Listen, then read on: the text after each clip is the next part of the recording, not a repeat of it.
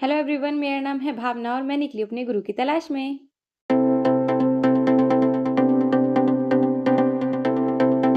आज हम बात करने वाले हैं बाबा लाल जी की जीवन यात्रा के बारे में। बाबा लाली संप्रदाय के अनुयायियों का मानना है कि बाबा लाल जी ने 300 वर्ष का जीवन व्यतीत किया था। योग साधना के बल पर उन्होंने 300 वर्ष तक इस भौतिक शरीर को न केवल जीवित रखा बल्कि स्वस्थ और ओजस्वी भी बनाए रखा था। योग बल के द्वारा हर 100 साल के पश्चात वह अपना कायाकल्प करके पुनः बाल रूप धारण कर लेते थे। किरण नदी, जो कि कलानौर गुरदासपुर में है, वहां पर इन्होंने 84 वर्ष जलशैया में तपस्या की और फिर योग साधना के द्वारा कायाकल्प किया और 12 वर्ष के बालक का रूप धारण कर लिया। कलानौर में इनकी 22 गद्दियों में से एक गद्दी वहां पर स्थापित है, जहां पे इन्होंने 84 वर्ष तक तपस्या की थी। उसके बाद सहारनपुर में भी बाबा लाल जी ने 100 वर्ष की तपस्या पूर्ण की थी। बाबा लाल जी की वाणी में भी उन्होंने योग साधना के द्वारा अपने दीर्घायु होने और देह को अनुश्रण रखने की बात कही है। उन्होंने कहा है, योग युक्तम कर राखी दे तो भी वस्तु पराई है, धोले फिर काले हुआए बालक बूढ़े होई समाए। मतलब बाबा लाल जी ने इस दोहे में भी बोला है कि उन्होंने जो योग है उसके द्वारा अपनी देह को संभाल के रखा है। प्राणायाम के द्वारा 300 वर्ष तक जीवित रहने का उल्लेख बाबा लाल दयाल और दारा शिकोह के मध्य हुई गोष्ठियों में भी आया है। अब बात करते हैं उनके जन्म स्थान के बारे में कि उनका जन्म कहाँ हुआ था।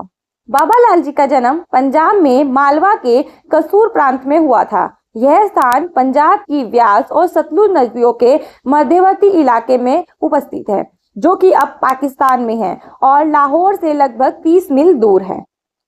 उनकी रचनाओं में भी पंजाबी भाषा का प्रभाव, पंजाब प्रांत में उनके मठ का होना और अधिकांशतः पंजाब में ही उनके सिद्धांतों का प्रचार प्रसार होना भी इस मत की पुष्टि करता है कि उनका जन्म मालवा पंजाब के कसूर क्षेत्र में हुआ था। अब पंजाब में इनका जन्म हुआ था, इसीलिए पंजाब में इनका ज्यादा प्रभाव देखने को पाया जाता है। इसके अलावा पूरे भारत में इनके अलग अलग मंदिर है जहां पर इनके बहुत सारे अनुयायी आते हैं। अब बात करते हैं इनके नाम की कि बाबा लाल जी के और कौन कौन से नाम हैं। बाबा लाल जी को बाबा लाल, लालदास, लाल दयाल, मियाँ लाल, मियाँ दास, लाल गोसाई, लाल स्वामी, शाहलाल, बाबा लाल बैरागी, लाल पीर, लाल फकीर, लाल तुरंगी, लाल भृंगी आदि नामों से पुकारा जाता है। लाल तुरंगी नाम के पीछे दो मान्यताएं ज्यादा फेमस हैं। अब ये दो मान्यताएं कौन कौन सी हैं? पहली मान्यता तो ये है कि उन्होंने तुर्कों मुगलों को स्वीकार किया था, इसलिए वह लाल तुर्की नाम से प्रसिद्ध हुए।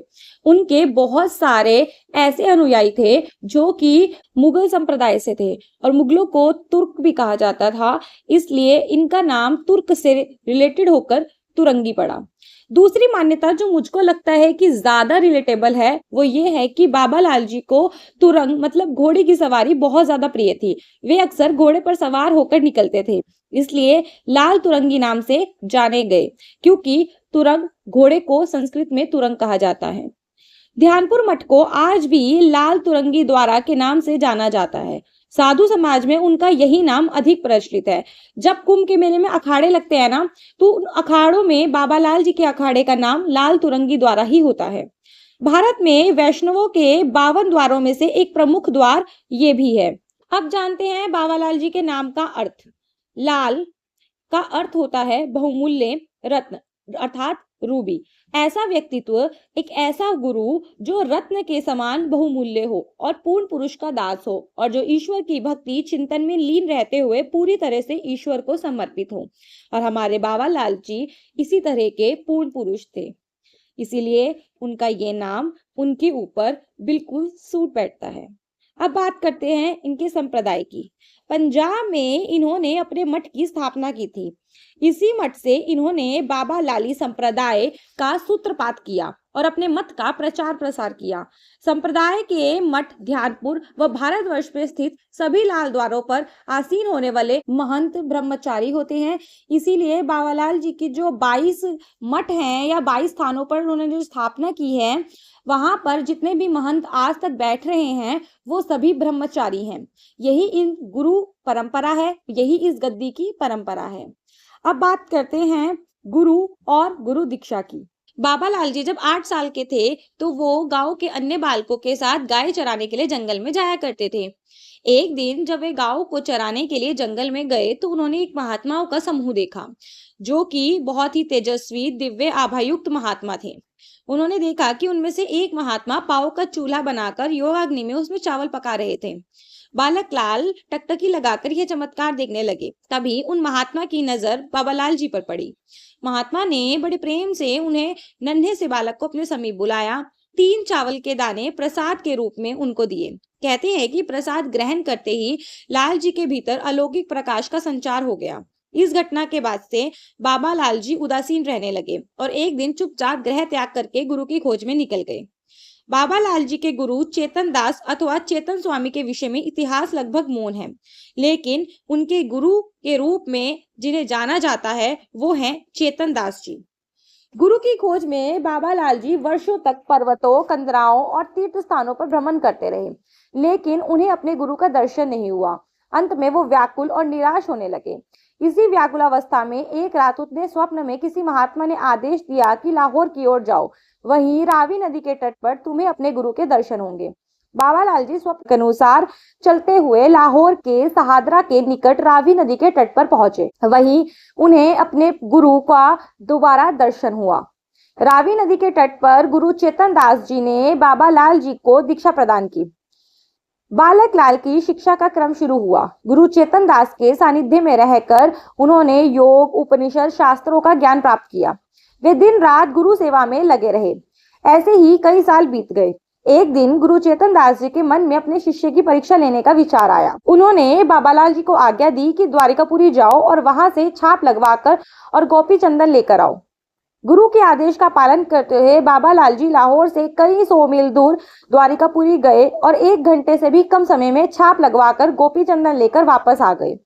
मतलब आप ये देखो, लाहौर कहाँ है, द्वारिकापुरी कहाँ है, और इन्होंने इतना लंबा रास्ता सिर्फ 1 घंटे में पूरा कर लिया। 1 घंटे से भी कम समय में पूरा कर लिया। अपने शिष्य की साधना और प्रगति को देखकर गुरु बहुत प्रसन्न हुए और बोले कि तुम्हारी शिक्षा पूर्ण हुई, अब तुम स्वयं गुरु बनने के योग्य हो गए हो। ऐसा कहकर चेतन दास जी वहां से चले गए और कहते हैं कि इस प्रकार बाबा लाल जी एक शिष्य से गुरु बने। अब बात करते हैं भ्रमण और सत्संग की, कि बाबा लाल जी ने कहां-कहां पर भ्रमण किया था। गुरु के प्रस्थान कर जाने के बाद बाबा लाल जी ने कभी भी एक स्थान पर नहीं रुके। उन्होंने अपने जीवन का एक बड़ा भाग भ्रमण करने में बिताया। उनका मानना था कि संत के लिए भ्रमण करते रहना ही श्रेष्ठ है। चेतन दास जी के शिष्य बनने से पहले बाबा लाल जी ने उनकी खोज में मथुरा, काशी, नगरकोट, हरिद्वार तथा हिमालय के अनेक तीर्थ स्थानों की यात्रा कर ली थी। सर्वविदित है कि गुरु की आज्ञा का पालन करते हुए वो द्वारिकापुरी भी गए थे। भ्रमण करते हुए वे सहारनपुर आए थे, जहां पर हाजी कमाल शाह उनसे प्रभावित होकर उनके शिष्य बन गए थे। बाबा लाल जी ने सहारनपुर में 100 साल तक तपस्या भी की थी। वहां पर उनका प्राचीन मंदिर है जहां पर वह रहते थे और वहां पर वो गंगा मैया को भी लेकर आए थे। चलिए आगे बात करते हैं कि बाबा लाल जी ने पूरे भारतवर्ष में 22 गद्दियां कहां-कहां पर स्थापित की थी। वो 22 स्थान हैं जहां पर बाबा लाल जी के मठ हैं।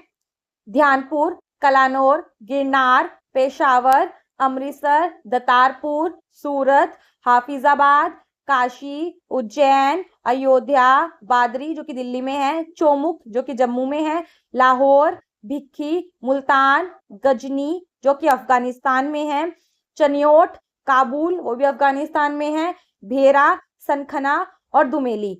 ये 22 ऐसी जगह हैं जहां पर उन्होंने अपने मठों की स्थापना की थी और अपने योग्य शिष्यों को वहां का कार्यभार सौंपकर स्वयं आगे निकल गए। तमिलनाडु की राजधानी चेन्नई में भी बाबा लाल जी ने अपने मठ की स्थापना की थी। आज इस स्थान की देखरेख बैरागी संप्रदाय द्वारा की जाती है। इसी तरह नेपाल आदि अनेक स्थानों पर निर्मित लाल द्वारों के रूप और स्वामित्व बदल गए हैं। लगभग संपूर्ण भारतवर्ष की यात्रा करने के बाद उन्होंने सिंध, बल्ख, बुखारा, बलूचिस्तान, ईरान और नेपाल आदि देशों की भी यात्राएं की। जहां भी वे जाते थे वहां कुछ समय के लिए ठहरते और जनसाधारण के बीच में आध्यात्मिक चर्चाएं करते और उन्हें सद्मार्ग पर चलने के लिए प्रेरित करते। अपने भ्रमण काल में बाबा लाल जी ने बहुत से साधु संतों और महात्माओं से संपर्क किया था। महात्माओं की संगति उन्हें आत्मिक शांति प्रदान करती थी। उनका मानना था कि संतों की संगति से ही कल्याण हो सकता है। जैसे अग्नि के संपर्क से ताप और जल के संपर्क से शीतलता प्राप्त होती है, उसी प्रकार जो कुछ होता है वो संग से ही होता है। उनका मानना था कि जैसे आप संग में रहोगे ना, आप बिल्कुल वैसे ही हो जाओगे। अपने भ्रमण के दौरान वे बहुत से सिद्ध और सूफी संतों से मिले थे। उनके समागम के अनेक ऐतिहासिक प्रमाण भी उपलब्ध हैं। उनमें से एक थे मियां मीर, जो कि उच्च कोटि के ज्ञानी और फकीर थे और दारा शिकोह के आध्यात्मिक गुरु भी थे। बाबा लाल जी जब भी लाहौर जाते थे, उनकी कुटिया में ही ठहरते थे और दोनों के बीच में आध्यात्मिक चर्चाएं खूब होती थी। उसके बाद है मुल्ला शाह, मियां मीर के शागिर्द थे। वे बदख्शा के रहने वाले थे और मुल्ला शाह बदख्शानी के नाम से प्रसिद्ध थे। कहते हैं कि कश्मीर के पर्वतों में स्थित गुफा में वे रहते थे। उनके बीच और बाबालाल जी के बीच में धर्म, इतिहास, दर्शन, काव्य और रहस्यवाद को लेकर अनेक चर्चाएं होती थी। समर्थ, जो कि फारस के एक यहूदी थे और 1632 में वे भारत आए थे, कहते हैं कि बाबालाल जी के सत्संग से समर्थ को सर्वप्रथम हिंदू दर्शन का सम्यक ज्ञान प्राप्त हुआ था। बाबालाल जी के ही समकालीन हजरत शाह बलाबल सैयद जाति के थे। हजरत शाह बलाबल के यहाँ हजारों गरीब, साधु और फकीर लंगर ग्रहण करते थे।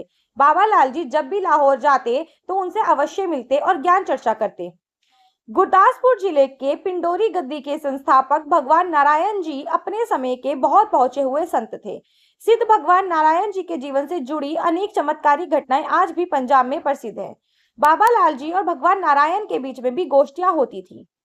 गुजरावाला के गांव बद्दो के गोसाइया की में विक्रमी संवत 1525 में गोसाई बाबा साईदास जी का जन्म हुआ था।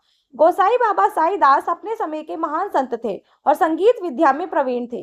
हरिद्वार में बाबालाल जी उनके बीच में होने वाले सत्संग के ऐतिहासिक प्रमाण आज भी मिलते हैं। ऐसे कई ऐतिहासिक साक्ष्य उपलब्ध है जिनसे ज्ञात होता है कि ध्यानपुर में स्थित पवित्र बाउली में एक सिद्ध गोष्ठी हुई थी, जिसमें अपने समय के पहुंचे हुए सभी सिद्ध, फकीर और औलिया उपस्थित हुए थे। इस गोष्ठी को दर्शाता एक भित्ति चित्र आज भी ध्यानपुर धाम में स्थित बाउली को सुशोभित कर रहा है। बाबालाल जी एक दिव्य व्यक्तित्व के स्वामी थे। हमारा जो व्यक्तित्व होता है ना, वो हमारे बाह्य और आंतरिक गुणों से मिलकर पूर्ण होता है। बाबालाल जी का जो बाह्य व्यक्तित्व था बहुत आकर्षक था। उनका तेजस्वी ललाट, ओजस्वी नेत्र, महिमा मंडित और गंभीर मुखमुद्रा देखने वाले को सहज ही मंत्रमुग्ध कर देते थे। राज दरबार से लेकर जन सामान्य तक कोई भी उनके प्रभाव से अछूता नहीं था। बाबालाल जी के दिव्य रूप पर प्रकाश डालने वाले अनेक प्रमाणिक चित्र आज भी उपलब्ध है। पहला चित्र विन्यास और कोट पेंटिंग्स ऑफ मुगल्स शीर्षक पुस्तक में संग्रहित है। उनका दूसरा चित्र भी डॉस ऑफ दरवेशीज शीर्षक से इस पुस्तक में है। इस चित्र में बाबालाल जी 12 अन्य संतों के साथ बैठे हुए दिखाई देते हैं। बाबालाल जी व दारा शिकोह के मध्य हुई भेंट का दर्शाता हुआ एक अन्य चित्र हिस्टोरिकल रिकॉर्ड कमीशन में सुरक्षित है। इनमें से अधिकांश चित्रों में बाबालाल जी के सिर पर एक गोल टोपी, तन पर पैबंद लगी सफेद गोदड़ी, गले में यज्ञोपवीत और माथे पर गोपी चंदन धारण किया गया है। अरईश ए महफिल मीर शेराली के लेखक लिखते हैं कि लाहौर के एक अन्य स्थान के पास ही ध्यानपुर है, जहां उच्च कोटि के संत बाबालाल निवास करते थे। उनके विषय में प्रसिद्ध है कि वे एक उच्च कोटि के वक्ता थे। वे ईश्वर की एकात्मकता और ज्ञान का बखान इस तरह करते थे कि सुनने वाले मंत्रमुग्ध होकर घंटों तक उन्हें सुनते रहते थे। बाबालाल जी जहां भी जाते वहां के लोगों का हुजूम सा उमड़ पड़ता। चाहे गृहस्थ हो या संत, सभी धर्म, अध्यात्म और रहस्यवाद से संबंधित अपनी जिज्ञासाएं उनके सम्मुख रखते और बाबालाल जी वेदों, पुराणों, धार्मिक ग्रंथों और स्वानुभूत ज्ञान से उनकी जिज्ञासाओं का समाधान करते थे। असाधारण बुद्धि व कुशार और पैरी दृष्टि के स्वामी बाबालाल जी के शब्दों पर गहन पकड़ थी। साधारण लोग प्राय साधु, सिद्ध, विरक्त आदि शब्दों को एक ही मान लेते हैं, लेकिन बाबालाल जी इन शब्दों की विवेचना भिन्न भिन्न प्रकार से करते हैं। उनका मानना है कि संसार और सांसारिक वस्तुओं का त्याग करने वाला विरक्त होता है। भक्ति द्वारा अपनी इंद्रियों को वश में करने वाला साधु होता है। जिनकी पांचों इंद्रियों का संयम पराकाष्ठा पर पहुंच जाए और जो सिद्धियों का दास ना बन जाए, वह सिद्ध है। जिसे 8 सिद्धियां प्राप्त हो चुकी हो और जो चमत्कार ना दिखाए, वह अभिमान ना करे, जो ज्ञान मार्ग पर दृढ़ हो, वह परम सिद्ध है। वे गहरी से गहरी बात बहुत सरलता से कह जाते थे। जैसे एक गोष्ठी में दार्शनिकों ने प्रश्न करता है कि पुरुष और महापुरुष में क्या अंतर है। बाबा लाल जी बड़ी सुंदर बात कहते हैं। वो कहते हैं कि इंद्रियों ने जिसे जीत लिया है वह पुरुष है, और जिसने इंद्रियों को जीत लिया है वह महापुरुष है। अब बात करते हैं बाबा लाल जी को कौन कौन सी भाषाएं आती थी। उनकी हिंदी, संस्कृत, पंजाबी, उर्दू, फारसी, अरबी आदि भाषाओं पर गहन पकड़ थी। वे इन सभी भाषाओं को अच्छे से समझते थे और लोगों के हिसाब से उन्हें उन्हीं भाषा में समझाते भी थे। आई होप आज आपको इनके बारे में बहुत कुछ जानने को मिला होगा। अब हम इनके बारे में और भी बहुत सारी चीजें जानेंगे। यहाँ की गद्दी परंपरा कैसे चलती है उसके बारे में जानेंगे, इनकी साहित्यिक यात्रा कैसी थी उसके बारे में जानेंगे, और बाबा लाल जी के दर्शन और विचार कैसे थे उनके बारे में भी जानेंगे, और उन्होंने किस समाधि को वो उचित मानते थे उसके बारे में भी जानेंगे। अब मिलते हैं नेक्स्ट वीडियो में, तब तक के लिए जय श्री बाबा लाल जी।